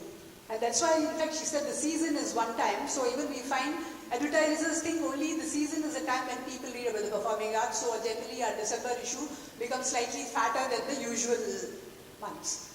And then very often we have heard people saying, we tell them we don't write about arangetrams, we don't write about individual performances because ours is a monthly. So then they say, Akka, Auntie, what do you write about? It's very clear that you don't read the magazine, which is all about the arts. So if artists want to know more about the arts, which they say they do, they should also be supporting, reading, discussing. You are most welcome to dissect. Just as we dissect the arts, you are most welcome to dissect what is written about. But it has to be a mutual flow. Just like the Janaki. Nandini saying something. On a lighter vein, I want to say, just like you said, support for art magazines, just like the Akka culture has been spread all over the world, contribution by Bharatanatyam. So they can also extend that support to magazines and the dance writing and, think about it. And actually, I think he asked that point about how friendly, one should be. I don't think, of course, Lakshmi ji made that point. Actually, like you say, like it's in foreign countries, you can know the person, but you should not be gushing friendly, because you can't totally ignore a person and you might want to ask certain things to increase your knowledge. So to that extent, you can be friends, but you shouldn't be a deep friendship which will have an effect on your writing. Because I'm friends with so many people, but I'm not really close to any one of you. So that's how it should be. Yes, Jagyaseni, introduce yourself. Look at the camera. Namaskaram. I'm a disciple of Dr. Lakshmi Ramaswamy. I love to dance and I'm a learner of dance. I was eventually writing, but I had to quit writing because I took to performance. My question to all the veteran artists... Your name? Jagyaseni Chatterjee. My question is, what has been the role of imagination in your writing? In other words, how different is it from news writing? Because you are being objective to something very subjective. I wanted to come back to the point raised absolutely in the beginning. Perhaps you could give us 2-3 anecdotes from your experiences to help us understand how you have used imagination as a critic. And I also thought if you could touch upon the points for all of us here, if not for me right now because I'm still dancing, for everybody, where do we all write? Where are the platforms? Because social media, nobody reads long articles, nobody is interested. Everybody wants one-liners and definitely everybody wants only good and praises. Could you please suggest to all the students? Thank you very much. I request Srimati Manjari ji to start. You can respond to Jagyaseni and each one can be very crisp in your relating the anecdotes. This question is a very pertinent one, and my friend referred to some foreign writer about the criterion of writing on music or writing on performing arts as to critique the art. In our parlance, there are 3 words: Sangeet Kartri, Sangeet Bhuk, and Sangeet Tagya. Sangeet Kartri is the creator, the artist. Sangeet Bhuk is the Rasika who relishes it. And the Sangeetagya is the person who knows the grammar and the tradition and the knowledge about it. I think a critic has to have both three of it.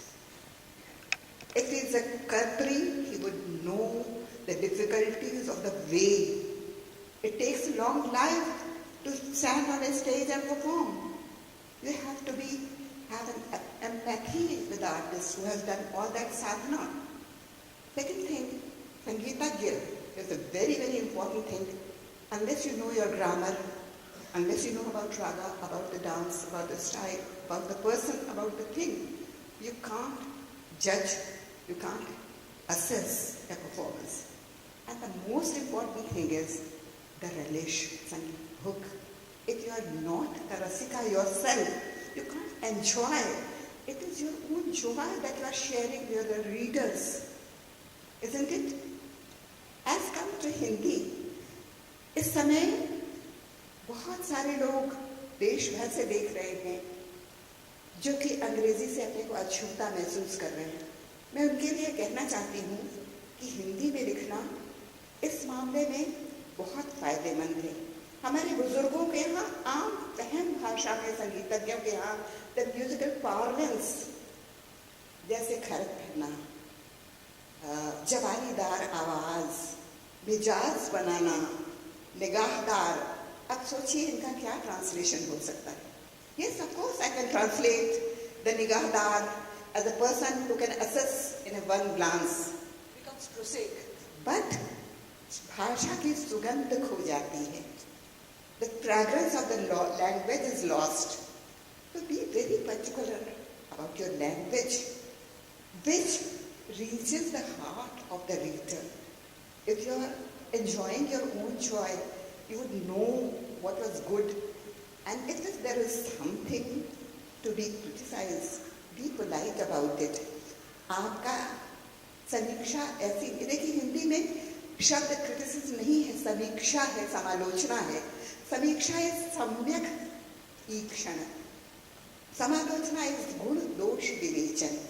आप बताएं, साथ में विश्लेषण करें, analysis करें कि कोई चीज अच्छी की तो क्यों या बुरी की तो क्यों, जिससे कि आम जनता जो कि देख रही है, जो कि संगीत की, नृत्य की व्याकरण से परिचित नहीं है, ग्रामर से परिचित नहीं है, वो भी समझ सके और रिलेट कर सके. तो ये बहुत ज़रूरी है कि भाषा में शब्दों का चयन सही हो और ज़्यादातर कठिन शब्दों से बचें, क्योंकि सादगी है वही हमारे संगीत की भी सुगंध है. सीधा सच्चा सुर आज कल नहीं मिलता, केवल तेजी और तैयारी दिख रही है. हमारे संगीत में विश्रांति का बहुत स्थान है. हम व्यक्ति विशेष को देखने सुनने जाते हैं तो अपनी कला में वह स्वयं कहाँ है. रागदारी है, तान है, तिहाई है, अगर नृत्य है तो पैरों का काम है, भाव है, अभिनय है. पर सवाल ये है कि आप खुद कहाँ हैं. The inner presence of the artist is a very, very important phenomenon. Wonderful, wonderful. Thank you. And this was especially for so many participants who have enrolled virtually from different parts of the country. They wanted the Hindi Yakshan of this also to reach. I'm there to help you so all. we're very happy. Please ask your questions.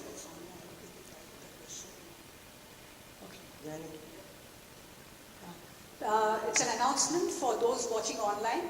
They can type the questions and send it by email so that given the link has been given, they can type the questions and give, and they can answer it tomorrow, because we can go through the questions and sift through them. So, in fact, Skaladharan sir and Nandini ji both have to speak now, because we have I the just want to chance. answer Agasini's query on imagination. I was thinking that where I would imagine when I was writing was that suppose a dancer is depicting aspects of abhinaya, even on nritta, because nritta is all choreographed, set, defined and all that. But still there I would look for some imaginative things like how it could be more crisp and precise. But in abhinaya, Manodharma plays a very big role. That's the main thing. What we see mostly is all preset, rehearsed. There's no spontaneity mostly. So as the Abhinaya pieces start, immediately I go into some imagination. Being a dancer myself, I do it every time. I would have observed and then write, okay, Sami Arithu Vadi. Where is the focus? On Sami or Vadi? How mundane it is, how supreme it is. Both have to be balanced by the dancer.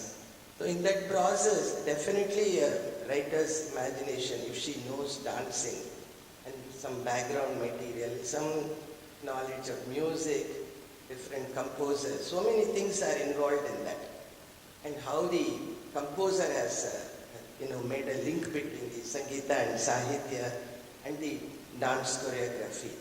Those things really inspire the writer to think, imagine what all could be added there. So in the way of presenting my views or presenting the review, I would say these hands could have been included. So imagination plays a part there. Without that, it will be a dry report. So I think I have answered some part of your question. I would like Kaladharan sir to respond, but just before that I would say that's one definitely play of imagination. The other point which I felt about imagination is a great artist is one who presents, say, many different sancharis and doesn't prosaically or in a mundane way present everything to you. She or he leaves a lot to your imagination. And in every art form, I think it is when a lot is left to the imagination of the viewer, it gives wings to your imagination. And if an artist is a fantastic artist, she guides you through the right path. She educates, entertains, and elevates you to imagine on a higher plane. So I think that's when your imagination is given a spark to rise above and touch the imagination of the artist. And then you have those aha moments when you go back home. Such a beautiful feeling. And every time, even after 10 years, you love that. After 20 years, you love that. Our rasikatvam changes over the years and decades, but you never forget that lovely, beautiful moment which lingers. And that's the spark of imagination of the artist, which touches your imagination, which touches the imagination and hearts of the rasikas. And now see Kaladharan sir.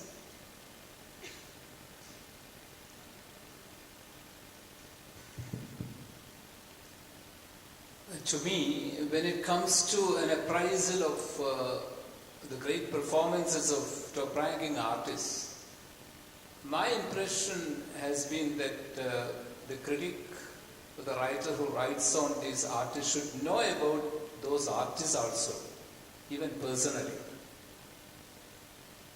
I have written about some of the top-ranking artists in performing arts, but I know not only their performances, but as persons too. Because their personality traits are sometimes reflected in their artistry.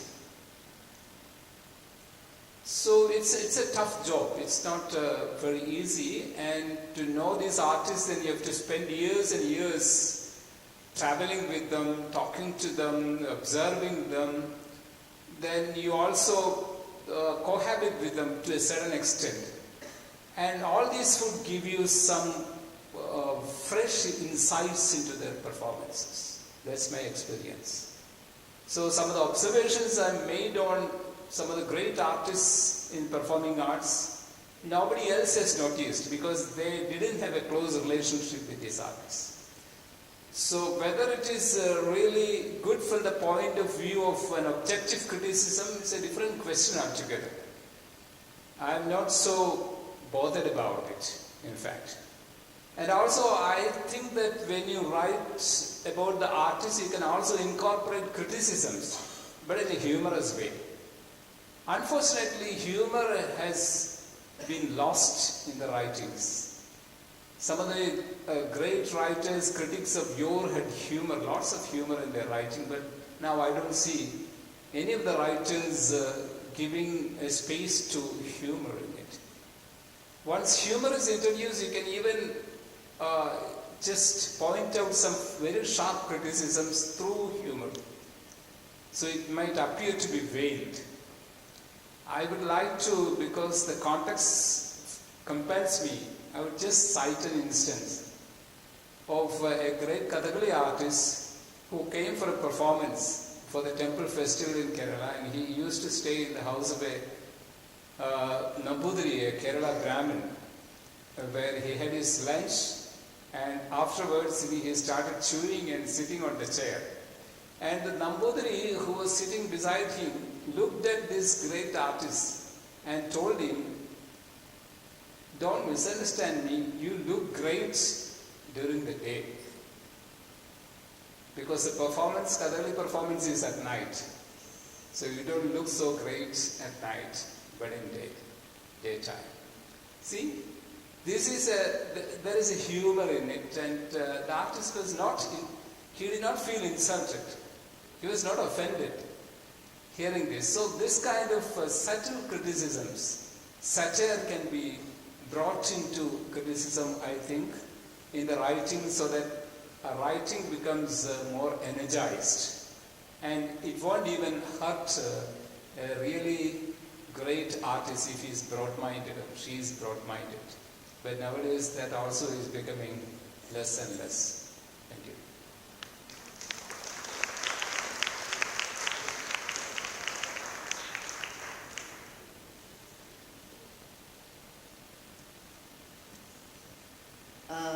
What he said, I think, is very important, that you have to inform yourself about various artists.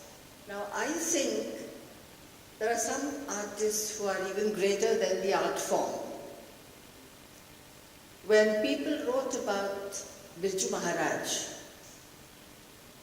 I don't think they looked at technique, because what he did was on a different plane altogether. And these are great people you have to come to know to a certain extent. And I think special days when these people perform, you must try to inform yourself by going to the library, reading a few books.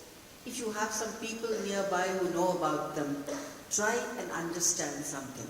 For instance, if there is an evening which is going to treat the Gita Govindam, there are people who don't know anything about the Gita Govindam. You go to the library, read something, acquaint yourself, have a certain amount of preparation behind you before you go for judging what's going to happen during the evening. I think this kind of thing is very common amongst the writers outside. I find they take great pains when they come to India. If there is a Kathak performance, they go to the library, try to inform themselves on Kathak. Similarly, Bharatanatyam, they try to find out something. I think to inform yourself is very important. And don't try to sound very learned on something about which you know very little. There was one foreign writer, for instance, who looked at Rama Vaidyanathan, who was doing something on the Swadhina Patika, and he wrote, she came jauntily onto the stage, what did she think of herself? Whereas the song actually necessitated that kind of an approach, and he didn't understand it at all. So we can't know everything. If you don't know, please don't hesitate to ask people to find out something about it. Otherwise, don't write. My friend Sunil Kothari and I used to have a lot of arguments about this. And very often he used to tell me, today a great person is going to dance. I'm not going to write about him, Baba, because he's been very nice, he's done so much for the art form. How can I write when he himself is dancing? I know he's very old now, his body hardly moves, but I can't write about that. Now, I think on occasions like this, you cannot write that the person danced very well because the spirit is willing but the flesh is weak and the person is too old and he can't anymore do what he wants to do. But in such cases, can you do something else? Can you talk about the person's contribution to the art form? Try and put it in some other way so that you don't have to discuss a performance as such. that something lingered. with the greatness There has to be behind some you know special about. quality of that artist. And while So we which are talking brought back about all memories. this, please let me not lessen the kind of pressures which operate at the back.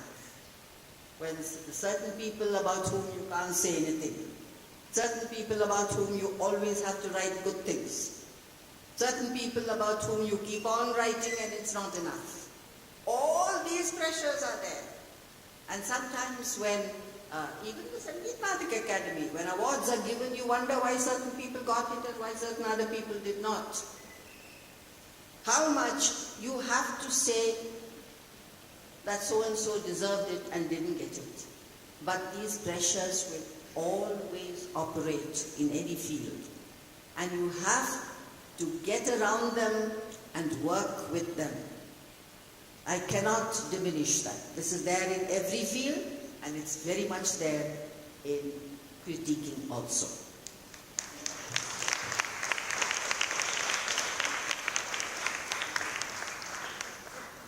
There may be many of you here who are aspiring writers or critics. So you can do something tonight. You can write one page about your impressions of this morning's lectures and about this ideas which were shared with you. It need not be a big essay, but just one page of what you understood, what you think you expect from this, and whatever struck you as an important point. I think it will be a good beginning for you to write, to remember. First of all, you know, there are many people scribbling in the dark in dance programs. Now you don't have to do that. Use your memory, and tonight write a page and read it to yourself to understand what you understood today. Thank you. Watch with a lot of concentration. Retention is very important. Keep it in your memory. Bring it back. Put your pen to paper or put your fingers to your keyboards, and then try to, like she said, capture what happened. Then everything will not be always focused, just like in any performance. And the more speeches are generally like that, you will have a lot of cross this thing and going into wavering, meandering and all that. But what is the gist you'll be getting today? You can try to put that into paper, and like everybody says, all the writers have a social responsibility. We create a dialogue between the artist and the audience. The responsibility is more to the art. The artist is an integral part of the scene, and we request the artist to improve their tolerance threshold, which is becoming very less these days. People are very sensitive. It's not just artists. It's happening in every field. People are very sensitive. You have to be very careful as to what you're saying. Somebody might have a knife or something, the society has become like that. But we as artists, art is supposed to soothe, to elevate. So let's make sure that the murky side is kind of reduced and try to get to know each other better. And make a small point, short one please. Yeah, so she will conclude with a small concluding point because she won't be with us tomorrow. We'd like her to say something and give a fine conclusion. देखिए, मैं बस ये कहना चाहती हूँ कि चाहे कलाकार हो, चाहे क्रिटिक हो, हम सबका उद्देश्य एक है, कला के प्रति अनुराग और कला की सुगंध को दूर दूर तक पहुँचाना। इस संबंध में मैं समाप्त करना चाहूँगी एक उर्दू के शेर से। खुशबू को फैलने का बहुत शौक है, खुशबू को, the fragrance has to spread, fragrance of the art, खुशबू को फैलने का बहुत शौक है, मगर मुमकिन नहीं हवाओं से रिश्ता किए बगैर। धन्यवाद। The fragrance will linger on, wafted In the air, the fragrance cannot spread if there is no breeze, if there is no air. And for any art form to flourish, you need performing artists. You also need critics who contribute positively to the art form. Thank you. See all of you tomorrow. Yeah, in fact, all of you can come with more questions. Like when Lakshmiji said, you can sit and think about it, and maybe if you put it down one page, you will come up with more questions, and you can ask us tomorrow so that we can try to answer our best. Because what we share with you has been a great learning experience for each one. And whatever each one can, we shall be sharing it with you. Thank you. See all of you tomorrow. Thank you so much, ma'am. I would like to introduce the speakers once again. Srimati Leela Venkatraman, Srimati Lakshmi Vishwanathan, Srimati Manjari Sinha, Srimati Nandini Ramani, Shri V. Kaladharan, and our moderator, Srimati S. Janaki. That was a very insightful session. Thank you all so much. Refreshments are available for all in the Chandu Panikar cottage. We welcome you all to today evening's program that will be happening at the Bharata Kalakshetra Auditorium at 6 p.m. Request all your presence. Thank you and namaskar.